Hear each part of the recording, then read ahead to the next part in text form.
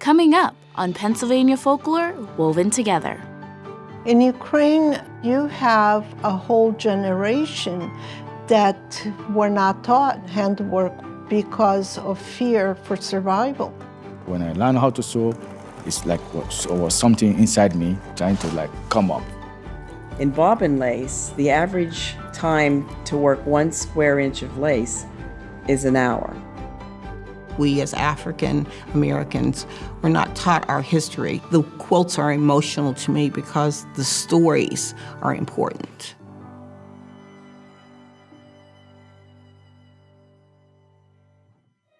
Pennsylvania Folklore Woven Together is supported in part by an award from the National Endowment for the Arts on the web at arts.gov. Additional support comes from Caparella Furniture with showrooms in Bellefonte and Lewistown, offering Bassett, Serta, Thomasville, Lazy Boy, and Simply Amish. Solid wood furniture handcrafted in the USA. Information at caparella.com. Kessel Construction Incorporated, 345 High Street in Bradford. From child care centers and church halls to ice rinks and gymnasiums, with design teams to help build a facility to last and be enjoyed for many generations. And from viewers like you, thank you.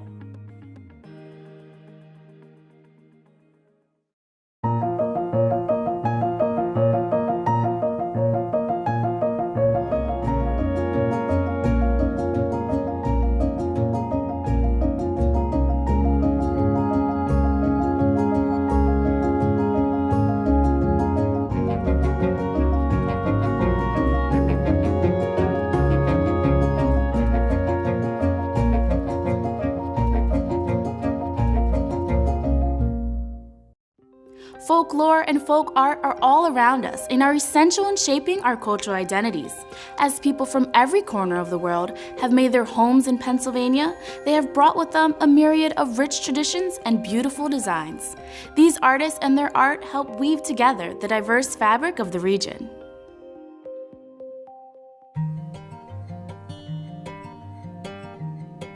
Textile arts covers activities that have to do with cloth. That doesn't only mean the making of cloth, that can also mean the usage of cloth and, in fact, lore about the cloth and the tools that are used, how they're displayed, and how they are symbolized in different ways.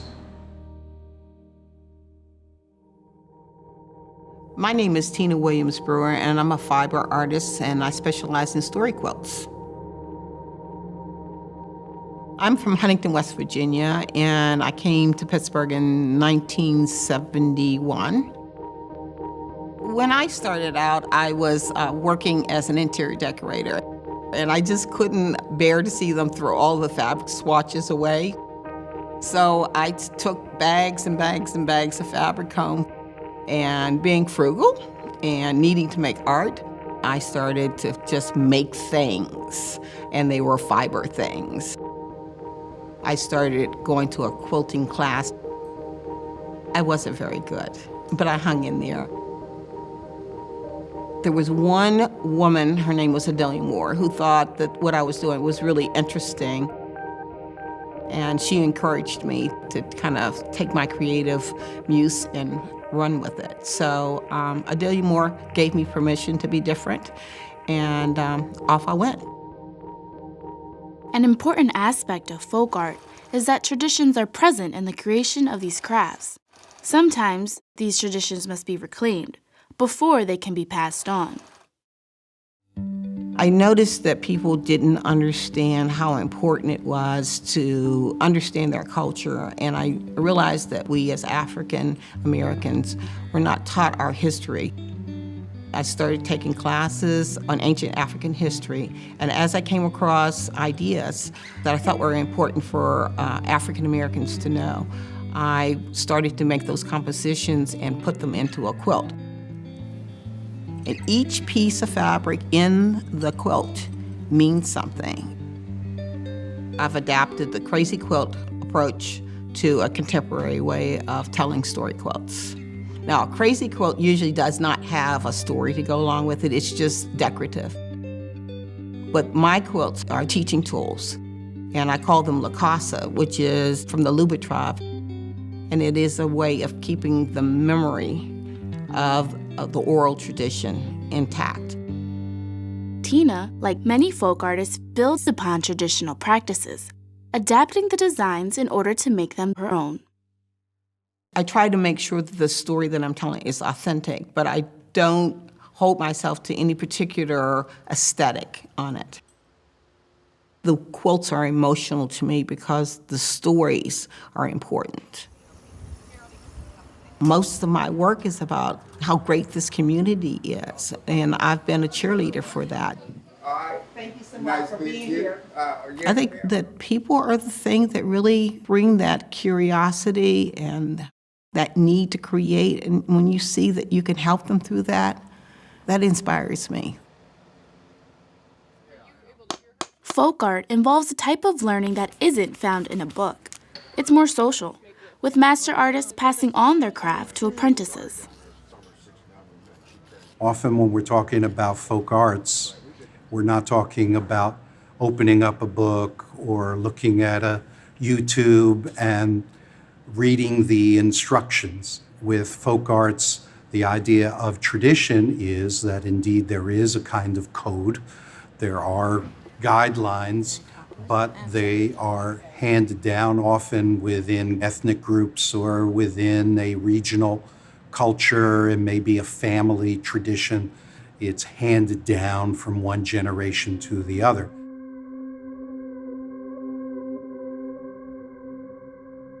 My name is Yorana Konechny, and I am a weaver and embroiderer. I was born in Germany right after the Second World War to parents who were taken to the labor camps from Ukraine. In 1949, we had moved to Brazil. And then from Brazil, we found family that were living here in the States, and we came to the States. Since a young child, I always liked doing handwork, embroidering, anything and everything that was involved in handwork. Folk art can be a way for someone to maintain ties to their culture. Although Vera didn't have the chance to visit Ukraine until she was an adult, her connection to her family's traditions was maintained through her art. When I came to the US, I then started doing Ukrainian embroidery. Once I mastered more or less embroidery, I started weaving because I wanted to do a costume. And the costume took me into different areas to weave, to do beadwork, to do everything to make one costume. In Ukraine, we have over 200 different stitches and about 20-some different techniques. So to learn all those techniques was really a challenge. The most unique embroidery technique in Ukraine is the blouse that I'm wearing. And this is called the niz. The niz is unique to the Carpathian Mountains, where it is embroidered through the back of the fabric, and then you fill in the colors through the front. So this was a very interesting and challenging technique to learn. From there, I just picked up weaving because I wanted it to do the costume. I think to be able to weave comfortably is understanding the process. Setting up the loom is the most time-consuming and many times the most difficult, because if you mess up on your petals and your pattern is not going to come out to what you need. But the weaving itself, once you start weaving, it is beautiful. It's just a rhythm. Once you pass the setting up, the weaving is the pleasure part. For folk arts to survive, they must continue to be shared. Historic events have restricted the dissemination of this type of traditional knowledge in countries like Ukraine. This was just something that I think was my calling, and then it changed when I realized that Ukraine being taken over by the Soviets at that time, a lot of the art was dying and disappearing. So I kind of went on a mission into making sure I did my part in reviving learning so I could pass to future generations. When it comes to textile arts, each country, and sometimes even each region, develops its own practices and techniques. As people migrate to different parts of the world, their traditions travel with them. Pennsylvania has a legacy of ethnic diversity that is enacted, I think, a great deal through these folk arts and textiles. And it's through those textiles, I think, that very often we see visually the impact and the contribution of these cultures on the place we think of as the Commonwealth of Pennsylvania.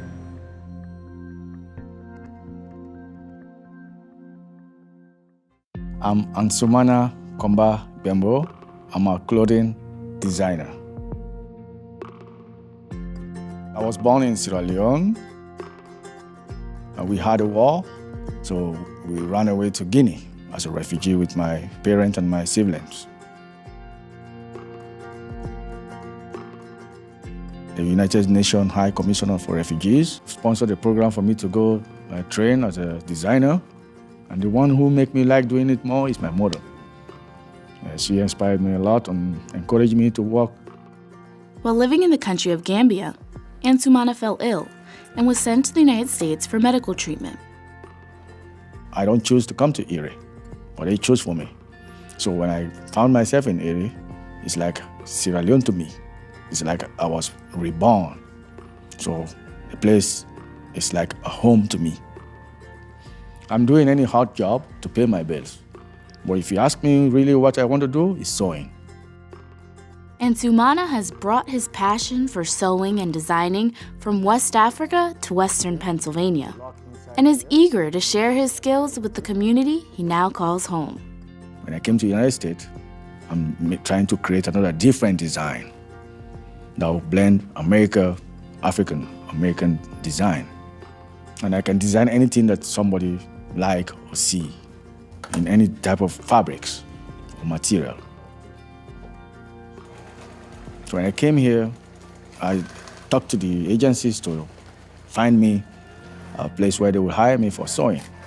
But they said they can't get that. I have to move out of area. I said, if that's the only thing, I'm not going nowhere. I will design for myself. And if you see it, you like it, I'll tell you I designed this. If you like it, I can make it for you.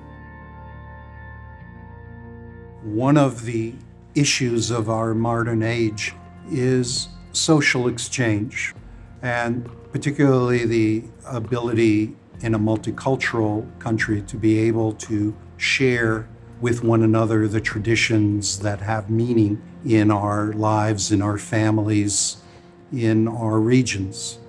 And folk arts play a particularly important role in that exchange. Many folk artists feel just as passionately about passing on their craft as they do about the art itself. Whether it be the joy of creating that motivates them, or the desire to preserve an aspect of their heritage, these artists are on a mission to make sure that their traditions survive.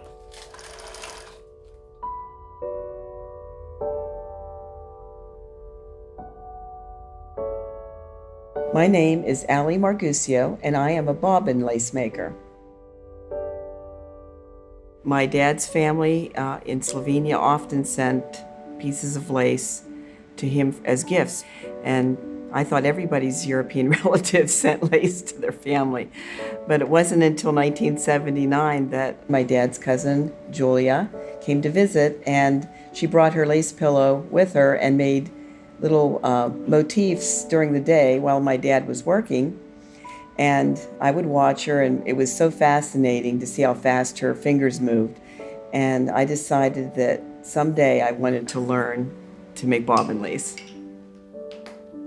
I found a lady that was willing to teach me the very basics of bobbin lace, but she was only versed in the English method, so that's what I started off with.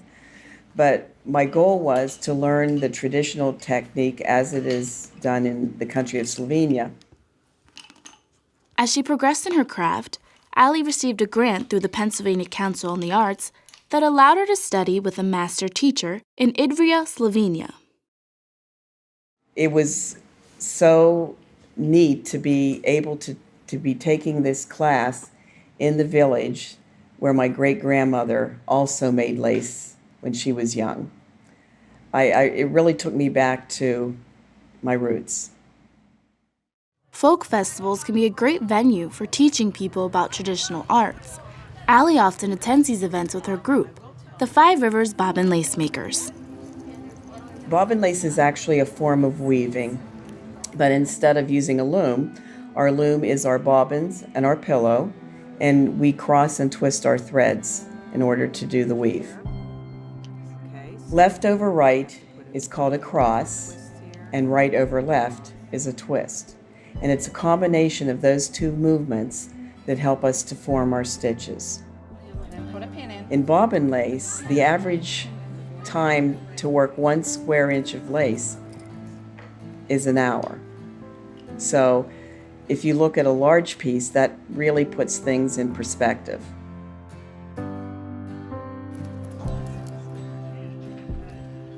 The weaving takes place on a firm surface called a pillow. Pillows come in many shapes depending on the country of origin and sometimes the region within a country. Many English lace makers use a flat pillow called a cookie pillow.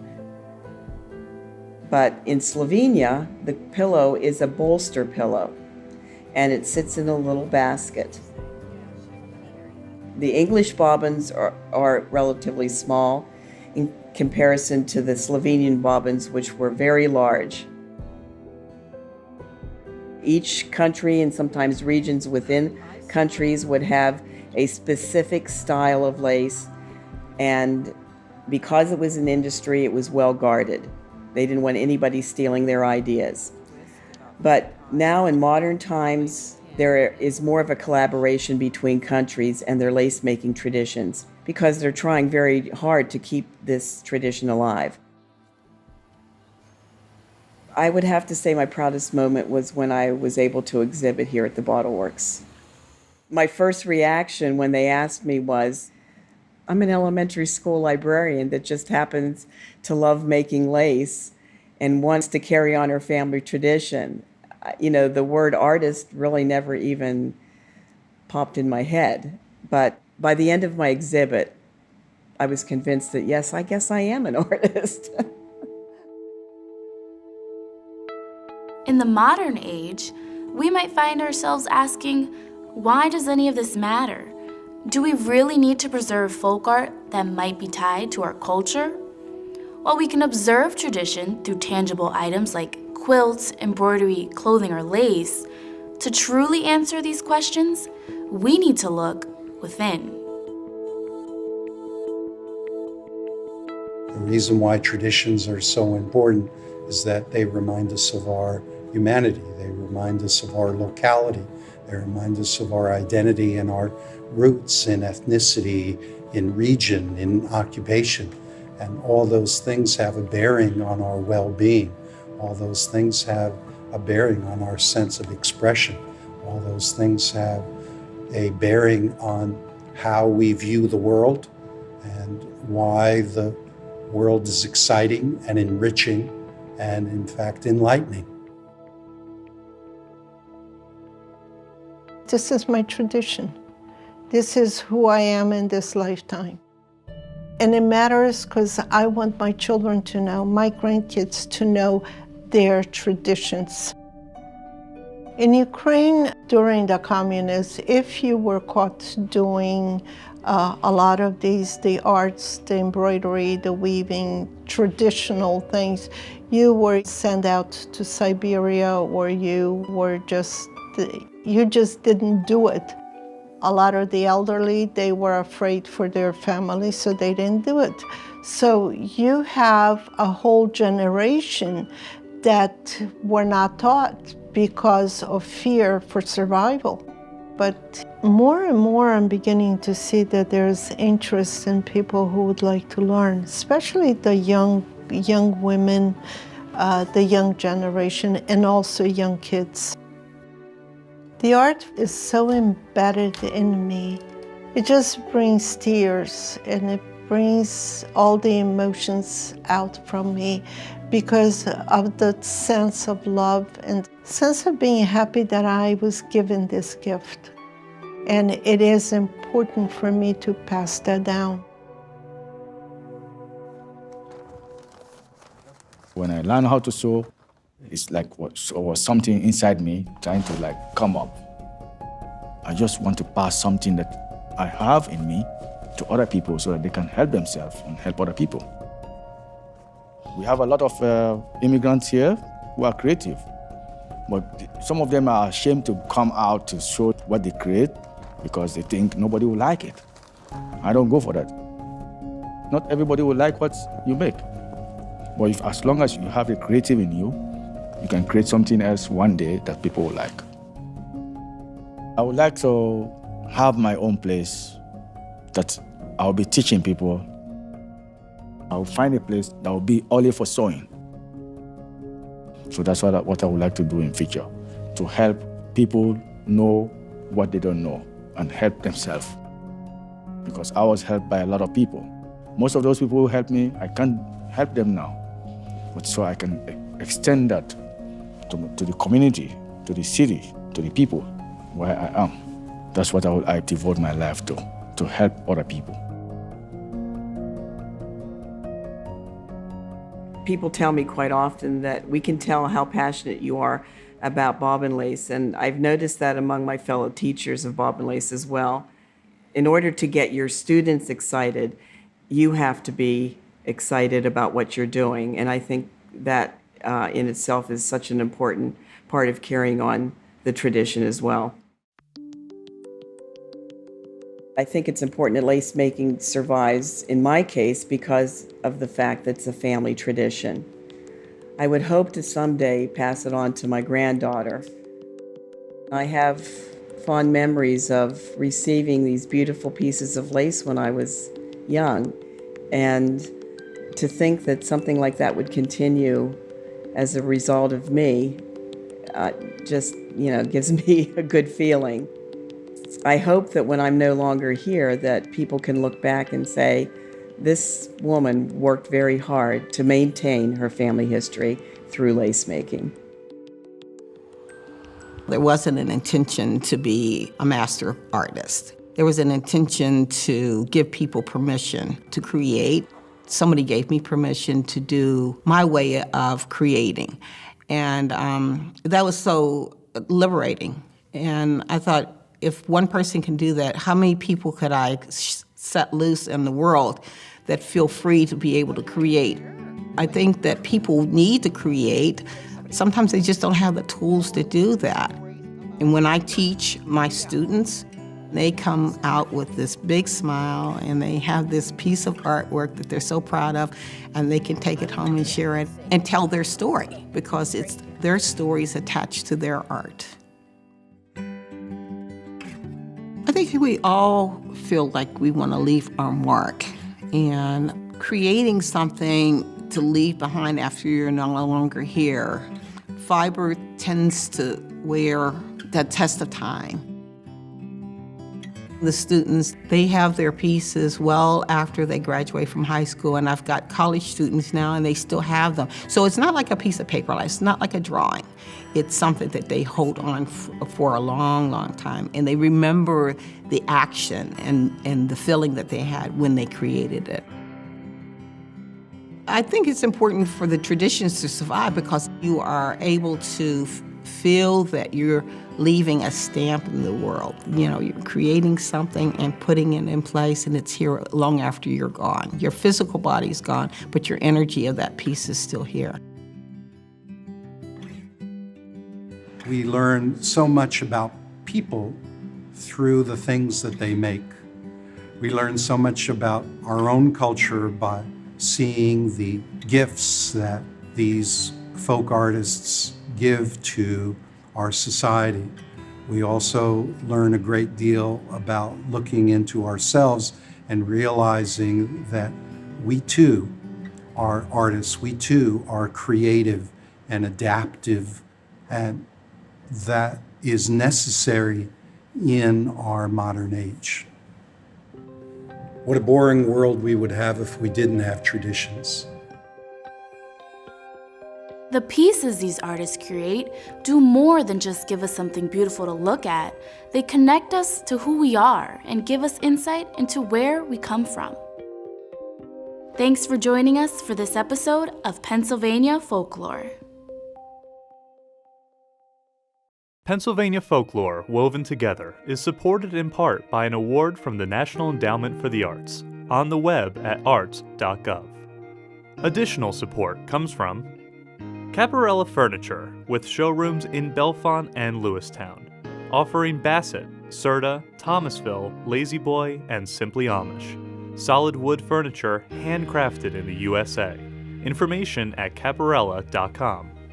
Kessel Construction Incorporated, 345 High Street in Bradford. From child care centers and church halls to ice rinks and gymnasiums, with design teams to help build a facility to last and be enjoyed for many generations. And from viewers like you, thank you.